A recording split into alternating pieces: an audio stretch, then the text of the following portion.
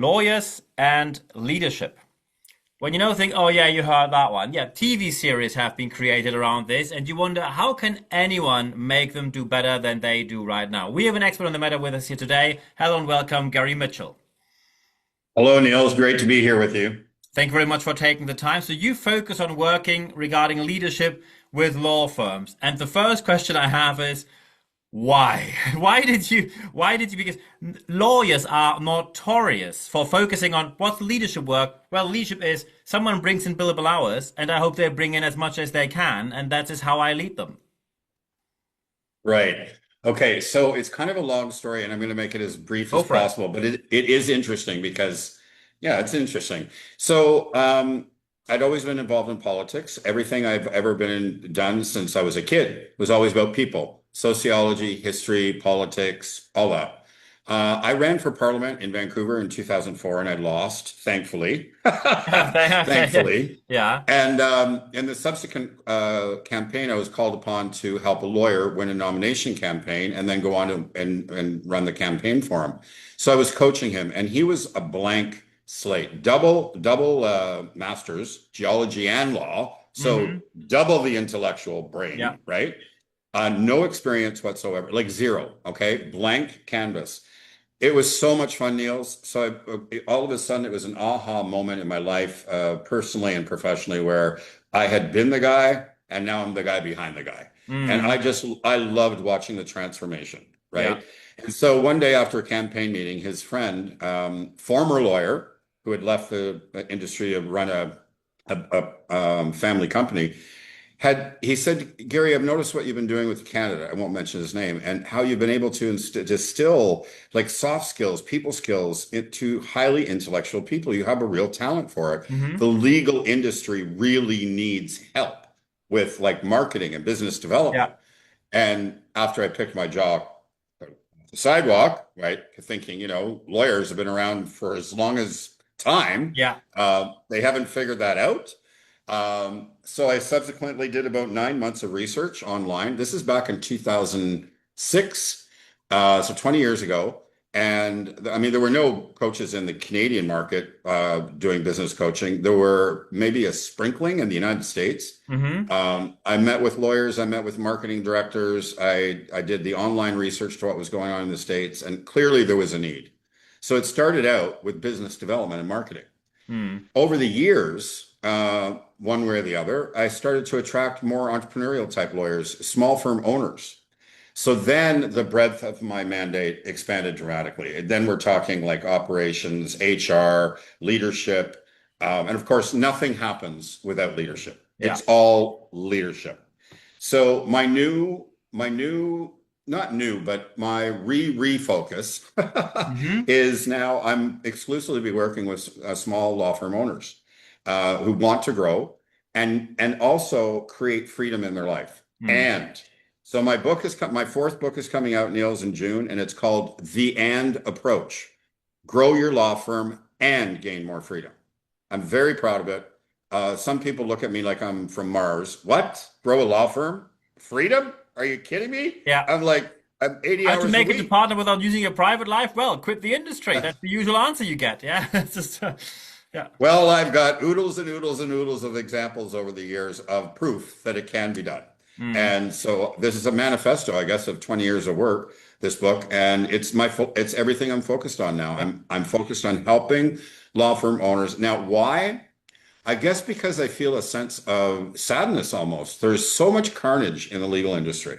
Like these people have put so much time and effort into their studies and Mm. then craft and continually crafting, their skill as a lawyer.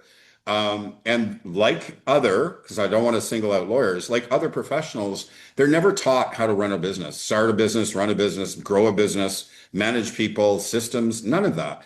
So on the one hand, you've got a brilliant lawyer and probably even a rainmaker, right? Mm. Who goes out, starts their own firm, hires some staff, thinks, that's going to be la-di-da, and then all hell breaks loose. Yeah. And of course, they're now doing a million. They're over a million in revenue. Money's coming in. That's not the issue. Business development is not the issue. It's managing the growth and Mm. taking it to the next level, while still having some semblance of a life, right? And the freedom means different things to different people. I just had a request for consultation, and in the questionnaire, I think the person used the word time 5 times, Mm-hmm. like more time, less admin, more time, less billable hours, more time, more time, more time, more time. So the challenge here is in the leadership thing is letting go of control. Yeah. That's one of the biggest issues, perfection and control. Those are the two biggest issues I work with my clients on. Slowly moving them, kind of moving the goalpost, moving the Mm. comfort zone, not pushing, as that never works with any human, Yeah. including myself. Mm-hmm. um, right? I've had many trainers and coaches throughout my life, and it's like, you don't go from here to here Yeah. overnight, right? You have to, and with lawyers, you have to show proof, right? Strategy, implement, show proof. Mm. Strategy, implement, show proof. So what Like, would you say, what leadership mistakes are the most commonly done? What are the most common leadership mistakes these people make preventing law firms from scaling successfully and having a life? okay, one of the first mistakes is hiring the wrong people. Hiring for marks or the resume looks amazing. I've always Harvard, maintained Princeton, that. Yale, Stanford, Exactly, distinction degree. exactly, exactly, exactly. Niels, I've always believed that attitude accounts for 99% of everything. I'm serious. The older I get, the more experience I have in life and in business. It's proven over and over again. You know something that's interesting? I actually read an article back maybe in my second or third year about a law firm, a top tier law firm in the US. Okay. And its hiring strategy was amazing, and it supported my belief. It skipped the top tier law schools looking at hires. It went to the second tier, and it skipped the A students. It went to B students. And here was the reasoning. Every single time they did that, they found that those students were working themselves through to pay through law school. That spoke to work ethic. It spoke to discipline. It spoke to attitude, right? They hired them on. They're going to do whatever it takes. Whereas Yale, Princeton, Harvard, they're entitled. They got the top marks at Well, the top especially law when you, of school. course, these are excellent universities. Still, of course, there are Of lots of people course, who are privileged, who grow up in a rich of family and course. say, I I'm didn't not have to putting work down the beside all the money's universities. just there. And Yeah. now please open the door to my amazing six-figure job. Well, it's an experience. I'm not even putting down those individuals. They were given this, Yeah. right? Like I'm not judging. We are a product of our environment, our upbringing, and our experience. Okay. So when you look at one person and their attitude and another person and their attitude, it's not like one person's better than the other. Mm. Who am I to judge, right?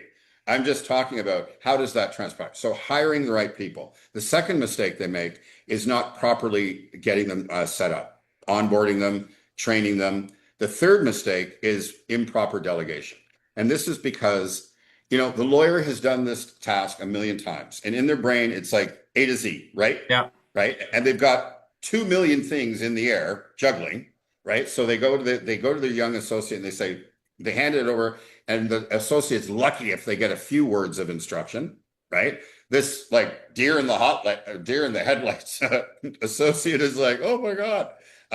They're afraid to go and ask for help. They're afraid if they get stuck. So all kinds of problems pile up along this miss road. So I teach them how to, first of all, the better they get at hiring, the less they're going to have to manage people, because these people don't need to be babysat. The ones Mm. with good work ethic and discipline, they have it. They have the work ethic, they have the discipline. And if they get stuck, they're going to figure it out or find out where they can learn Yeah. how to, right? They're going to figure it out. They're going to do whatever it takes. So that's the number one thing. The other thing I teach them is to build from strength. So let me give you two examples. A lawyer in Toronto, he's Mr. Entrepreneur. He could leave the legal side tomorrow. Okay. Hmm. He wants to grow, right? He's got some natural born skills too in that area, right? He's entrepreneurial. He's got an entrepreneurial bent. So he definitely could leave the legal side. The opposite of that is a client in Vancouver who loves to advocate for his clients. I mean, he is happiest when he's in the courtroom, Hmm. defending or on the other side for his clients. And he wants nothing to do with the day-to-day management of the Ah, firm, okay. but he wants to grow the firm because he sees the opportunity. So we have to build different models. But the approach is the same. We build around their strength. Okay. So we build management team partnership, whatever it is, or a combination of both. And we're not duplicating the owner or the founder. We're looking for complementary skills. I always bring up one of my favorite quotes from Steve Jobs. We don't hire smart people so we tell them what to do. We hire smart people so they tell us what to do. So Hmm. that's the encouragement I give them is, yeah, you're a smart guy or smart woman. You're a smart professional. Now let's find some other smart people with complementary skills who can fill out the puzzle, right? Mm. And to me, this stuff comes naturally. It's not rocket science. It's not like that difficult, but these guys struggle with it so much. Like HR is one of the, I mean, they don't like marketing, but I think they hate HR even more, right? And And let's that is face my it, next question, because when you say you want to grow a law firm and you want to have a uh, life besides all of that, as soon as you drop the term HR, people go like, okay, here we go. That's another big issue. When you look at uh-huh. HR, how do you deal with all of that without running either legal risks or not getting the best talent or doing errors which are costly? So how can you deal with HR issues as well while growing your law firm sustainably and still having a life? Okay. Well, first of all, there is no perfect. Let me start with that. That is And something which some lawyers will not accept, but hopefully they see it in the well, in the Niels, long run. I'll be perfectly frank to your viewers. I'm a recovering perfectionist myself. Yeah, Like, and one thing that helped was writing books because you have to let it go, yeah. right? It's I've never read perfect. You always think you there's could do one more and this bit that's and that. right. That's just There's one a point. Just get it out. there's a very famous book, although not written for lawyers, that every lawyer should read, and it's called The Artist's Way. And it talks about this. I think it's 30 years old now, 35 years old. It talks about how this is very common among artists as well, songwriters, right? They're writing something, right? They always go back. It's like one little, like that one note or that one cadence or one bridge or whatever. And it's like nothing will ever be perfect. Let's shoot for excellence. Let's always shoot for excellence. Absolutely. But there will never be perfect. These systems and processes that I've helped develop for law firms, for strategy, for hiring, Hmm. onboarding, ongoing training, I'm not going to ever profess you're going to get to a perfect, but it's going to take you up quite a few notches. And of course, you're never going to be able to grow unless you have a team because you have to let them do the work. So again, I go back to the control, right? You got to, when you get the right people, you're setting yourself up for success. There's many more steps along the way, clearly, right? Hmm. But when you get the right people, you don't have to micromanage them. You don't have to, you don't even have to have FaceTime. You can be on the mountain, climbing a Hmm. mountain or on the beach with your spouse, traveling one of the UNESCO sites in the world, whatever gets you going, right? And your law firm is churning like a well-oiled machine. And there's steps. I didn't say this is easy. I just don't find it difficult. I find it like this, the approach is simple. The execution is where, right? I've always also believed that the most challenging part of your business is your people by Hmm. far. Technology, we're always learning, right? We may scoff at it when it first comes out, but we adapt, we learn, right? I know some people in their 80s that can text way quicker than I can, Yeah, right? Like yeah, absolutely. it's not technology, it's the people part of the business. And I mean, what is a law firm without the people, right? Absolutely, absolutely. When we now look into the future of law firms, to wrap this interview up, when we focus on, let's say, the biggest strategic opportunities that law firms have, in your opinion, in the next decade, from regarding leadership, talent management, business growth, but also in the context of AI, that is now, of course, coming more and more into the legal industry as well. What, in your opinion, are the biggest strategic opportunities that they face in the future?